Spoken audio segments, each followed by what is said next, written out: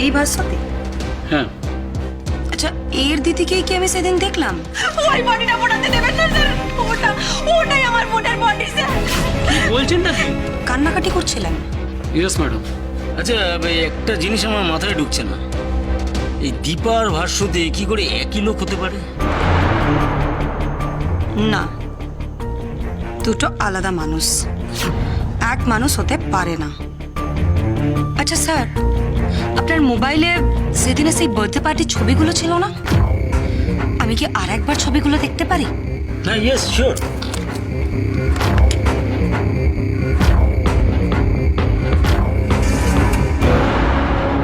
এই তো দীপা আর ভাস্বতী দুজনেই আছে, দেখুন।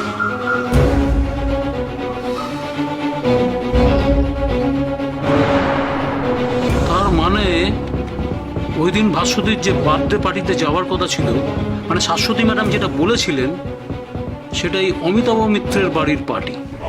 Yes, absolutely.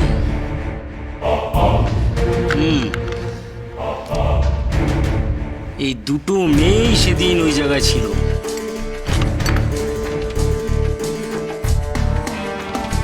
কিন্তু এই ছেলেটা কি? কোনো ছবিতেই তো মুখটা ঠিক করে ওঠেনি। এই কি সেই দীপার বন্ধু? ভাস্বতীর বয়ফ্রেন্ডও হতে পারে, ওর সাথেই তো বেরোনোর কথা ছিল। আচ্ছা, ওই বাড়িতে তো সিসিটিভি ফুটেজ আছে, বাড়ি ঢোকার সময় নিশ্চয়ই সিসিটিভিতে মুখ দেখা গেছিল। দাঁড়ান, এই ফুটেজটা আমি আনাচ্ছি।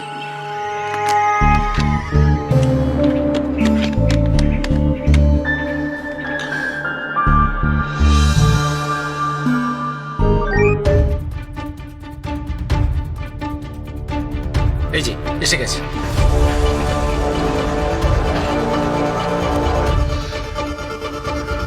দেখুন,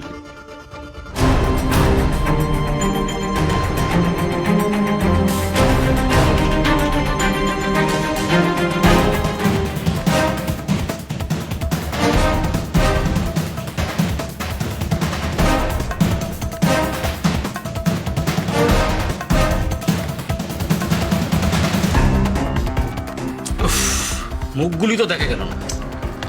সেটাই তো সমস্যা, সলভই তো হলো না জটটা। হ্যাঁ, কিন্তু মেয়েটা তো এক। আর ভাস্বতী ওই দিন যে জামা কাপড়টা পরেছিল, আর শাশ্বতী ম্যাডাম মিসিং ডায়েরিতে যে জামা কাপড়ের ডেসক্রিপশনটা দিয়েছিলেন, সেটা তো হুবহু মিলে যাচ্ছে। প্লাস উনি বলেছিলেন যে ওই ছেলেটা ভাস্বতীকে বলতো বাইকে ফুল মাস্ক হেলমেট পরতে। এক মিনিট, ওই ছেলেটা মানে আপনি ভাস্বতীর বয়ফ্রেন্ডের কথা বলছেন তো? কিন্তু পার্টিতে তো ওই ছেলেটার কোনো ছবিই পেলাম না। তবে এটা জানি যে সেদিনে সেই পার্টিতে দীপার বন্ধু সাত্তকী আর তার গার্লফ্রেন্ড খাবার সার্ভ করেছিল। ওকে ওকে, তার মানে দীপার বন্ধু সাত্তকী আর ভাস্বতীর বয়ফ্রেন্ড, এই দুজন কি এক লোক? আমার কাছে ভাস্বতীর ওই বয়ফ্রেন্ডের একটা আইডি জেরক্স আছে, এ দেখুন। সে তো পুরো ঝাপসা, মুখটা ভালো করে বোঝাই যাচ্ছে না। আচ্ছা, যদি ধরেই নিই যে এই ছেলেটাই সেই ছেলেটা এবং ভাস্বতীকে নিয়ে অমিত বাবুর ফ্ল্যাটে গেছিল, তাহলে এরাই পায়েসে বিষ মিশিয়েছিল। আপনাদের দুজনের কাছেই আমার একটা হেল্প লাগবে। আদালত ও একটি মেয়ে, প্রতিবাদের এক নতুন ভাষা। সোম থেকে শনি রাত ৮টায় আকাশ আটে।